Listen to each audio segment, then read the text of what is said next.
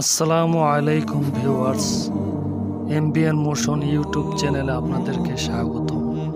হযরত ইলিয়াস আলাইহিস সালাম ইসলামের একজন নবী, যিনি বনি ইসরায়েল সম্প্রদায়ে আগমন করেছিলেন।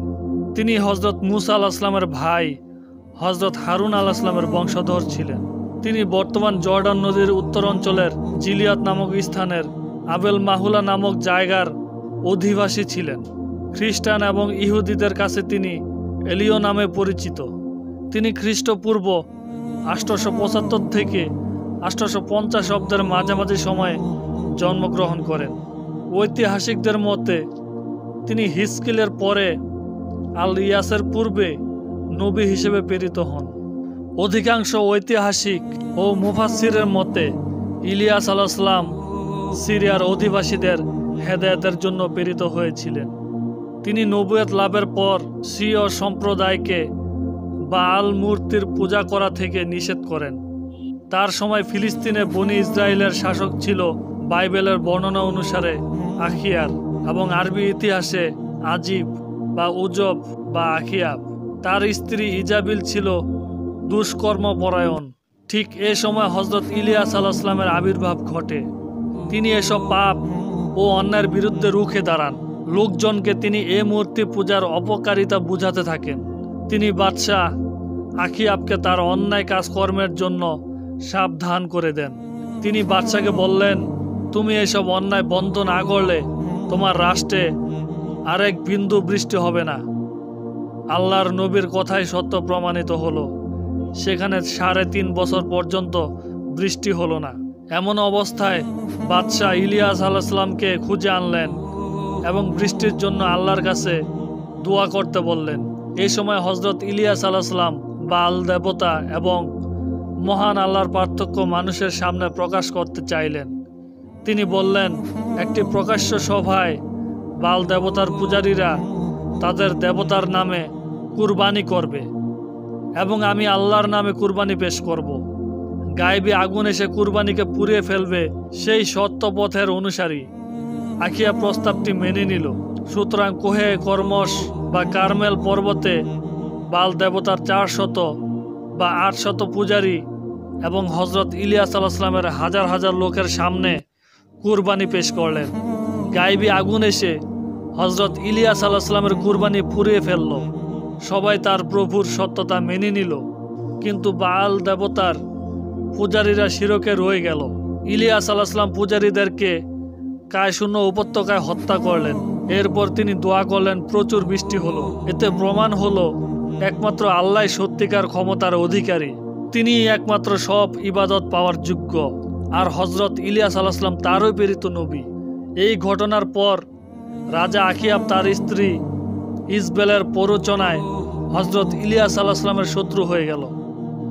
সে শপথ করল, বাআল দেবতার পূজারীদের যেভাবে হত্যা করা হয়েছে ইলিয়াসকেও সেভাবে হত্যা করা হবে।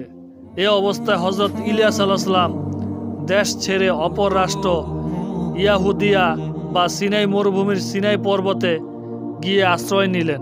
কয়েক বছর পর্যন্ত সেখানেই কাটালেন। ওই সময় তিনি আল্লাহর কাছে দোয়া করে বলতেন, হে আল্লাহ, বনি ইসরায়েলরা তোমার হুকুম আহকাম পরিত্যাগ করেছে, তোমার নবীদের হত্যা করেছে। তোমার নবীদের মধ্যে এখন আমিই শুধু বেঁচে আছি, তারা আমাকেও হত্যা করতে চায়। এ সময় বাইতুল মুকাদ্দাসের ইয়াহুদি রাষ্ট্রের শাসক আহুরাম ইসরায়েলের বাদশাহ আখিয়াবের মেয়েকে বিয়ে করে। ফলে তার রাজ্যেও শিরক ও বাল দেবতার পূজা শুরু হয়। হযরত ইলিয়াস আলাইহিস সালাম আহুরামের কাছে পত্র লিখে তাকেও সাবধান করে দেন, কিন্তু তারা কেউই তার কথায় কোনো কান দিল না। সেখানকার রাজা আহুরামও তার কথা শুনল না।